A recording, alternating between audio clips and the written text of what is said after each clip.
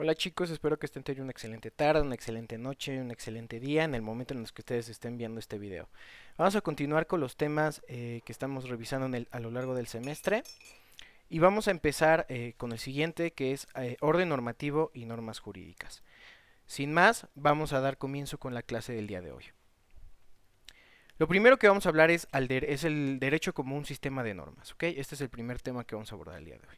Como ya vimos, como lo hicimos en la clase pasada, el derecho lo definimos como el conjunto de normas jurídicas que regulan el carácter externo del hombre en sociedad, el actuar externo del hombre en sociedad. Entonces, al definirlo de esta manera nos damos cuenta, nos percatamos que la base del derecho es la norma jurídica y la norma es indispensable en la concepción del derecho. Para poder entender al derecho, tenemos que entender qué es una norma jurídica y una norma en su aspecto general. Hablaremos primeramente de qué es una norma en su aspecto general. ¿Qué es una norma? Bueno, es una pauta de conducta encaminada a que nosotros cumplamos con ciertos parámetros que la sociedad nos confiere y que adecuemos nuestras acciones internas o externas a estos parámetros. Existen diferentes tipos de normas y cada una tiene diferentes características únicas que vamos a estar revisando a lo largo del curso y en esta presentación.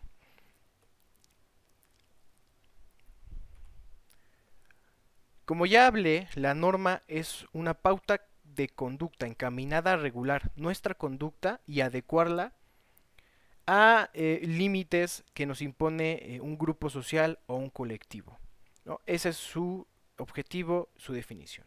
Pero además de la norma existe algo que denominamos regla. Y así también como las normas son pautas diseñadas para que los individuos ajusten su conducta a un determinado límite. Sin embargo, la regla y la norma guardan diferencias que vamos a estar analizando a lo largo de esta presentación de diapositivas. No son exactamente lo mismo, una tiene características diferentes a otra. ¿Cuáles son las diferencias entre la regla y cuáles son las diferencias entre la norma? Primero, vamos a hablar de la regla. La regla es mucho más específica que la norma. La norma tiende a regular nuestra conducta en un aspecto demasiado general. Y la regla no. La regla lo hace de forma específica. Además, la regla por lo regular o siempre que para que tenga validez material va a estar materializada, es decir, va a estar transmitida de forma escrita. Caso contrario a la norma. La norma no necesariamente tiene que ser transmitida de forma escrita. Por lo regular lo hacemos de forma oral. Un ejemplo a esto, cuando sus papás les dicen no puedes hacer esto, jamás les van a escribir un reglamento, o a lo mejor hay papás que lo hacen, pero por regla general no les van a escribir un reglamento ni les van a poner las consecuencias en una hoja material, de forma material, no, únicamente se los dicen, se lo transmiten, tú no puedes hacer esto, ¿vale? Se lo dicen de forma oral. Esa es una de las principales diferencias entre una y otra. La regla nos indica qué es lo que debe hacerse y lo que no está permitido. La norma no. La norma por lo regular únicamente nos dice qué es lo que tenemos que hacer en lo individual. Y en ocasiones nos dice qué es lo que no tenemos que hacer en lo individual. Sin embargo, no lo hace de forma, no lo hace en ambos aspectos, únicamente en uno. La regla también nos otorga las sanciones en caso de incumplimiento. Al estar escrita, por lo general, siempre nos va a decir qué es lo que tenemos o no tenemos que hacer y además cuál es la consecuencia que vamos a nosotros a tener en caso de hacer o no hacer, ¿ok? Y va a estar escrito ahí, va a tener contenida esa sanción. La norma no. La norma no necesariamente va a tener el contenido de esa sanción, inclusive en ocasiones ni siquiera nos mencionan que existe una sanción, ¿ok? Esa es una diferencia. La regla es un precepto legal de carácter normativo u orgánico. La norma no. La norma no necesariamente es de carácter normativo u orgánico. También puede ser de carácter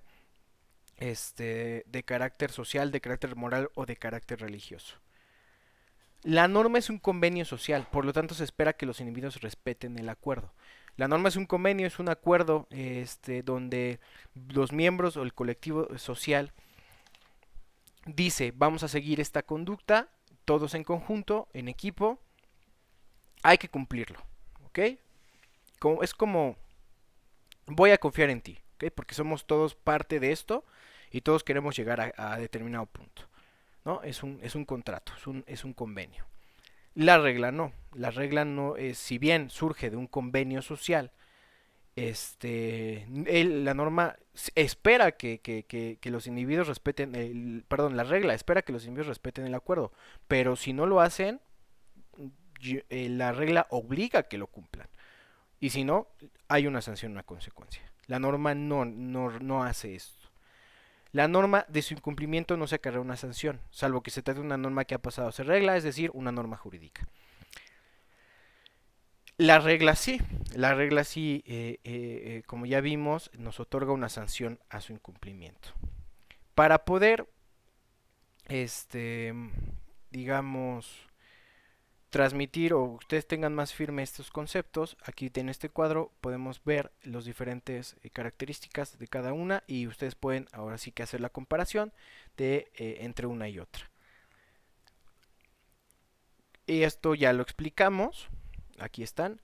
Así que vamos a pasar al ejemplo para que ustedes lo tengan firme el concepto, más firme este concepto. Y lo vamos a hacer mediante un ejemplo muy simple que es la puntualidad, ¿ok? Cuando hablamos una norma, imaginen que ustedes tienen una cita con una persona que les gusta muchísimo, ¿no? Ya después de tanto tiempo, por fin consiguieron la cita con su crush. Entonces lo que van a hacer ya quedaron, les dijo que a las 10 que a las 10 se veían en tal lugar y todo, ¿no? Eso es una norma, ¿no? Tú llegas a las 10. Y ustedes, pues se levantaron tarde de la emoción, se bañaron 3 veces y llegaron tarde. Entonces llegaron a las 10 y cuarto, 10:20, ¿ok? ¿Qué es lo que acarrea? Esta norma no fue escrita, fue una norma transmitida de forma oral, ¿no? Y la consecuencia es una sanción moral. Ustedes se van a sentir muy mal por haber llegado tarde. Y también una sanción de carácter social.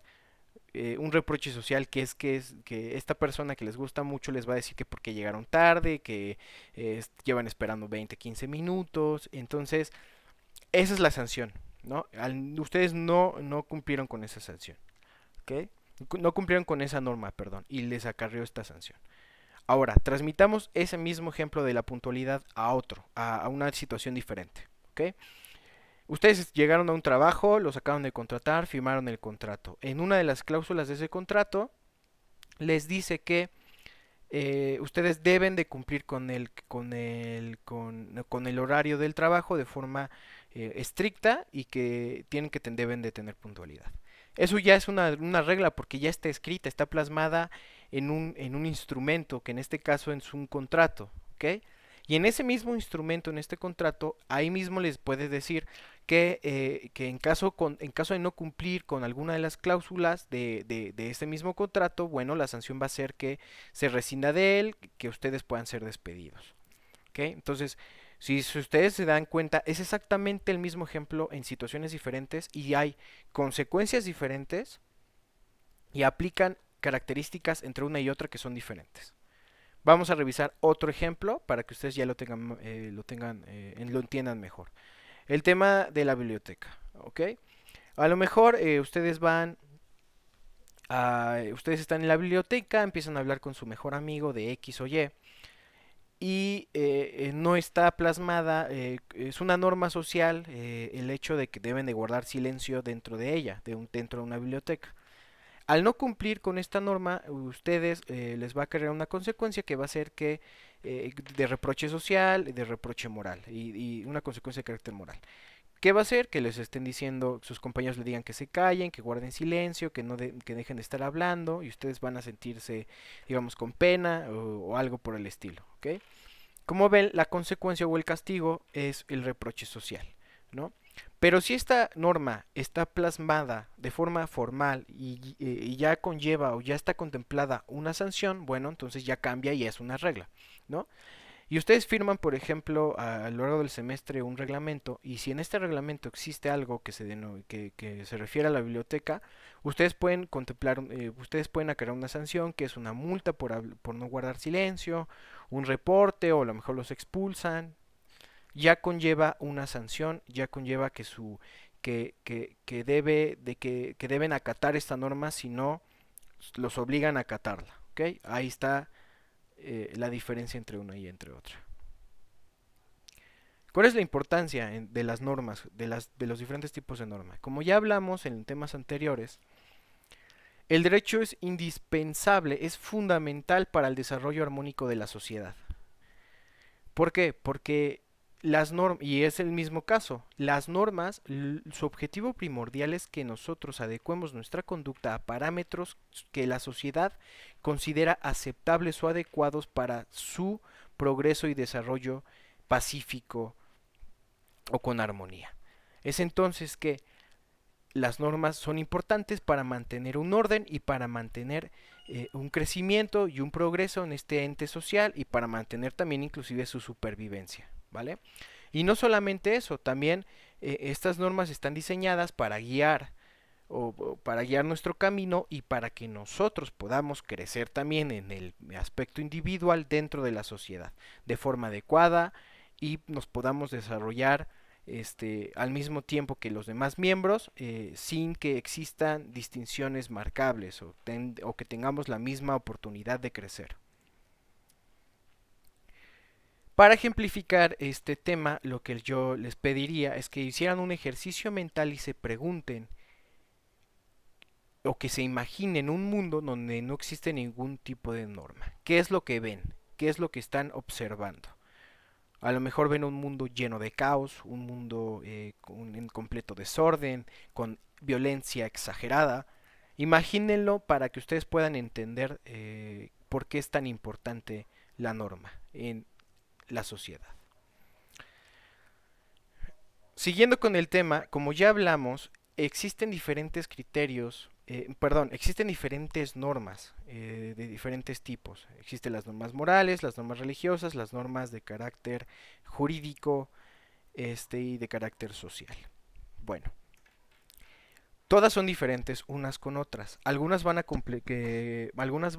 compartir ciertas características, otras no.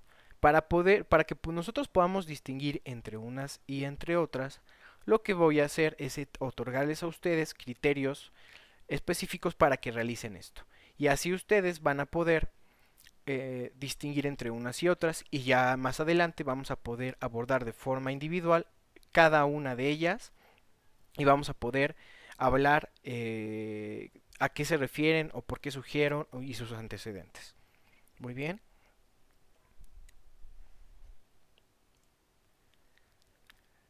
Las normas, en su aspecto general, pueden poseer cualquiera de estas características. Pueden ser bilaterales o unilaterales, pueden ser exteriores o interiores, pueden ser coercibles o incoercibles y pueden ser heterónomas o autónomas. Pero, ¿de qué rayos estoy hablando? Bueno, vamos a tocar el tema uno por uno para que ustedes lo puedan entender. Lo primero que vamos a hacer es hablar de lo unilateral y de lo bilateral. ¿Qué es lo unilateral y qué es lo bilateral? Y lo primero que vamos a hablar es de cuándo una norma es unilateral. Una norma unilateral significa que únicamente concede o impone, perdón, que impone una obligación, ¿no? La norma me dice, tienes que seguir este tienes que seguir esta conducta o no tienes que salirte de este límite o no tienes que hacer esto. Es tu obligación. Ok. Ya, hasta ahí, ¿no? Pero no le concede a otra persona o a otro ente una facultad para que me exija el cumplimiento de lo que está contenido en la norma. A mí también me otorga esa facultad, a mí. A mí me dice, cumple esta obligación y tú tienes la facultad de hacerte cumplir o no hacerte cumplir. ¿Ok? Es eso. Caso contrario a lo bilateral, la norma me otorga la obligación de me otorga una obligación de cumplir o de adecuar mi conducta dentro del límite que está contenida en ella. Sin embargo, le otorga a otro ente o le otorga a otra persona la facultad para exigir mi cumplimiento. Es decir, surge una relación entre una persona pasiva y una persona activa. La persona pasiva es la que tiene la obligación de cumplir lo prescrito por la norma jurídica. Y la persona activa es la que tiene la facultad para exigir el cumplimiento de lo prescrito por la norma jurídica. ¿Ok? A eso se refiere lo bilateral. que existen dos personas en una relación impuesta por la norma, ¿no? Una con una obligación y la otra con una facultad. Y lo unilateral no. Lo unilateral, la misma persona, el mismo individuo, tiene una obligación, la obligación de cumplir, y una facultad, la facultad para exigir su propio cumplimiento. Nadie más, no existe otra persona. Ahora hablemos de lo interior y lo exterior. Cuando una norma es interior, significa que a lo único que lo interesa o le importa son el aspecto interior de la persona. ¿A qué me refiero con el aspecto interior de la persona? Bueno, a su aspecto mental, a su aspecto emocional, a su aspecto sentimental, ¿ok? De lo bueno y de lo malo, digamos. Es el típico, por ejemplo, de una norma de carácter moral, ejemplificándolo, no sé, si ustedes ven un perrito en la calle, ustedes van a sentir feo si le pegan y se lo imaginan, ¿no? Ustedes ya saben qué es lo bueno y qué es lo malo. Entonces, es una norma de carácter moral, las sanciones de carácter moral.